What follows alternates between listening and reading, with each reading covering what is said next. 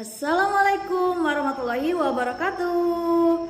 Perkenalkan, kami dari kelompok 4 dengan saya sendiri atas nama Cindy Putri Dinata dengan NPM 2013-1002 dan teman saya Sulastri dengan NPM 2013-123. Video kali ini kami buat untuk menyelesaikan tugas mata kuliah Ilmu Pendidikan Islam dengan dosen pengampu Bapak Iwan Aziz QMPDI.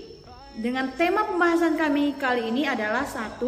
Etika peserta didik, 2. Urgensi peserta didik, dan yang ketiga adalah karakteristik peserta didik. Selamat menyimak untuk teman-teman semua, semoga dapat bermanfaat bagi kita semua dan memenuhi rasa keingintahuan kita.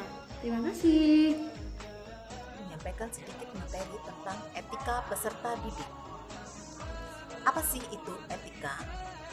Etika adalah nilai moral atau norma pada individu atau kelompok yang sebagai pedoman untuk mengatur perilaku atau tindakan. Etika juga sering disebut sebagai ilmu yang mempelajari tentang nilai moral baik buruknya manusia, yang juga sering disebut sebagai nilai moral manusia atau kode etik. Kemudian apa itu etika peserta didik? Etika peserta didik adalah suatu aturan, perilaku, adat, kebiasaan yang harus dilakukan oleh peserta didik dalam proses pembelajaran. Di situ kita akan melihat bagaimana siswa atau peserta didik melakukan etika yang baik atau buruk, moral yang baik atau buruk dalam perilakunya sehari-hari. Misalkan dengan gurunya, bagaimana sikap sopan santunnya, kemudian bagaimana dia cara menyampaikan atau berbicara dengan gurunya, cara menghargai gurunya, cara dia bersikap dengan gurunya atau dengan teman-temannya atau lingkungannya.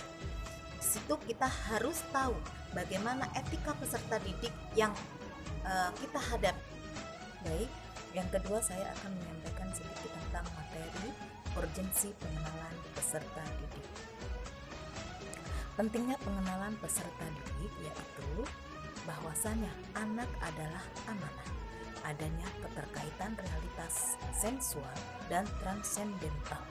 Faktor-faktor pendukung di dalam pengenalan anak didik yaitu empiris sosial psikologis, empiris transendental. Anak pada hakikatnya itu baik dan mempunyai struktur kejiwaan dan kebutuhan pokok. Kita harus tahu bahwa kebutuhan anak itu sangat berbeda dengan kebutuhan orang dewasa. Kebutuhan anak cenderung kepada emosional anak dan kepermainan anak. Jadi kita harus tahu bagaimana kita mengenali anak dari dari segi karakter anak itu sendiri, dari bagaimana dia mensikapi kita. Kita harus mengenal dari diri dasar anak itu sendiri. Gitu, demikian. Assalamualaikum warahmatullahi wabarakatuh. Pembahasan yang ketiga adalah pengertian karakteristik peserta didik. Karakteristik peserta didik itu berasal dari kata karakter yang berarti ciri, tabiat, watak, dan kebiasaan seseorang yang bersifat relatif tetap. Karakteristik peserta didik itu dapat diartikan keseluruhan pola kelakuan atau kemampuan yang dimiliki peserta didik sebagai hasil dari pembawaan maupun dari lingkungan. Hasil pembawaannya itu bisa berasal dari keluarganya. Hasil pembawaan ini dari keluarganya, misalkan keluarganya memberikan stimulus yang baik, justru juga anak akan menjadi baik juga.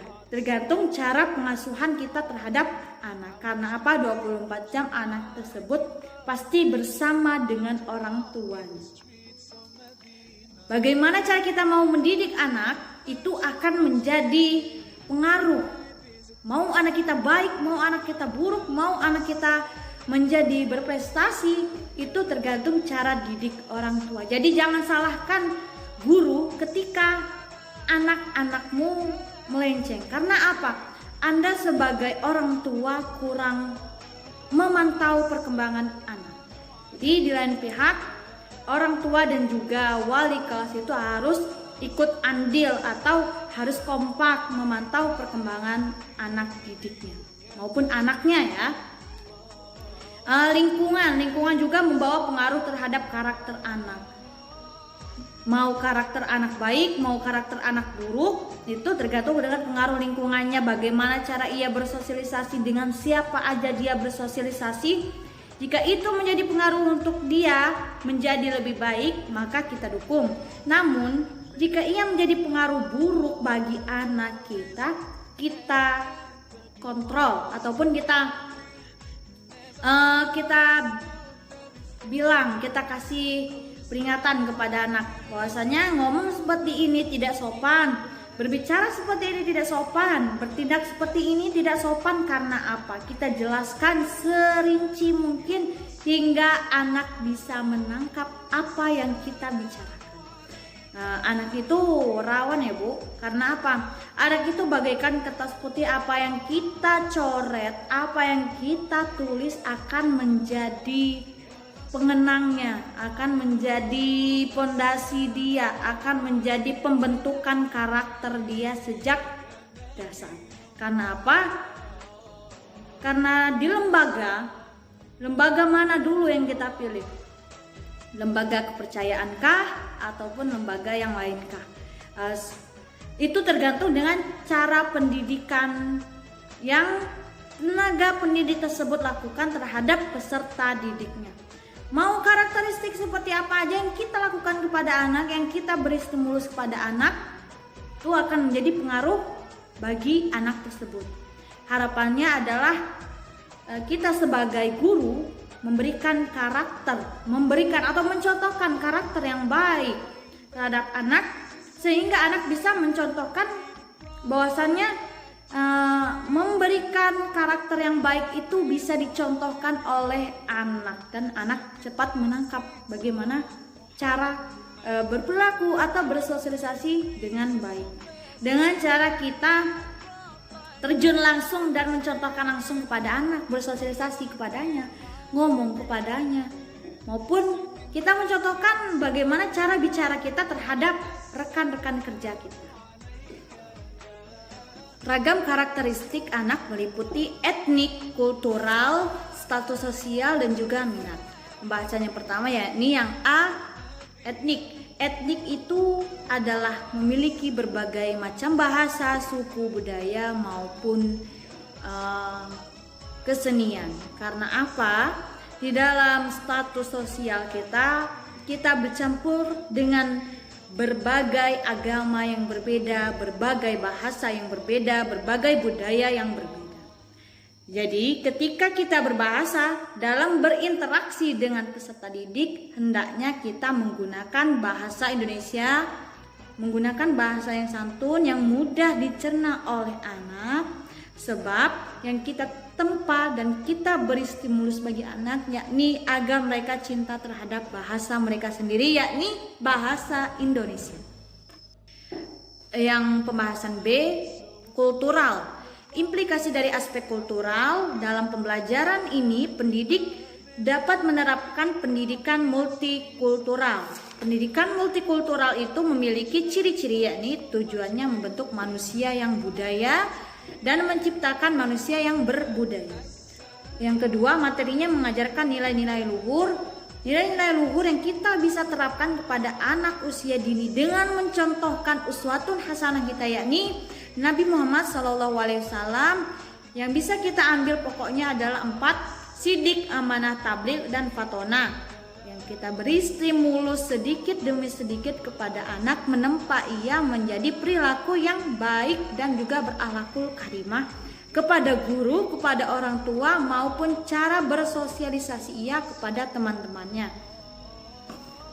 Dan yang pembahasan ke C, status sosial. Tuhan menciptakan manusia itu sama rata, namun yang membedakannya adalah iman dan takwa. Tidaklah patut seorang pendidik membeda-bedakan membeda-bedakan temannya, teman sejawatnya maupun peserta didik lainnya dengan latar belakang kasta yang berbeda ataupun yang lebih rendah darinya. Tidak pantas seorang guru mencontohkan sikap seperti itu. Apalagi pilih kasih terhadap anak yang lebih cenderung cepat nangkep dengan anak yang lebih belum menangkap apa-apa yang bisa kita terapkan kepada anak tersebut. Hendaknya kita sama ratakan anak, kita ajarkan anak supaya mereka mendapat stimulus dan juga kasih sayang yang sama dari kita sebagai tenaga pendidik. Dan yang pembahasan keempat adalah D, minat. Minat lebih diartikan sebagai rasa suka pada kegiatan yang ia cintai atau kegiatan yang sangat ia gemari, ataupun pada suatu hal yang sangat ia gemari. Tenaga didik ataupun guru hendaknya memotivasi akan kegiatan yang anak sukai, sebab anak memiliki kecenderungan terhadap kegiatan atau pola bermain dan belajar yang ia sukai. Tidak pantas seorang tendik untuk menekan ataupun mengancam tentang minat mereka. Misalkan mereka tidak boleh menggambar sebelum kita menggambar, sebelum kita mencontohkan gambarnya. Biarkanlah kita sebagai guru, anak tersebut bereksplorasi dengan dunianya. Mereka mau menggambar apa saja boleh, yang penting kita siapkan medianya seperti buku gambar, alat tulis maupun cat warna. Kita sangat berpengaruh, menjadi pengaruh anak itu, maupun kondisi anak menjadi lebih baik ataupun lebih buruk itu pengaruhnya itu apa? Pengaruhnya yaitu kita yang memberi stimulus yang baik atau yang buruk kepada anak. Tapi yang pertama adalah tanamkan dulu dalam diri kita sebagai tendik untuk menjadi pengaruh baik untuk si anak tersebut. Karena apa? Kita dititipkan anak, kita juga yang harus bisa menyempurnakan ataupun harus bisa memberi stimulus bagi anak agar berperilaku yang baik lagi. Minat, balik lagi ke minat. Anak memiliki berbagai macam minat. Takutnya ketika kita lebih mengutamakan ego kita, anak harus mengikuti perintah kita. Ketika anak mengikuti perintah kita, mereka malah uring-uringan. Takutnya hanya seperti itu saja. Biarkanlah anak mengeksplorasi dunianya. Karena apa? Karena di bangku dia TK itu adalah bangku ketika ia bereksplorasi dengan dunia. Jadi kita sebagai tenaga pendidik harus memotivasi apa yang ia sukai terhadap kegiatannya ataupun pola pembelajarannya. Di dalam lingkup ruang kelas ini memiliki berbagai macam otak anak ataupun minat anak yang berbeda-beda. Tergantung cara kita menanggapi pembelajaran seperti apa yang kita ajarkan kepada anak didik kita tersebut, yang dapat memenuhi minat dan juga bakatnya.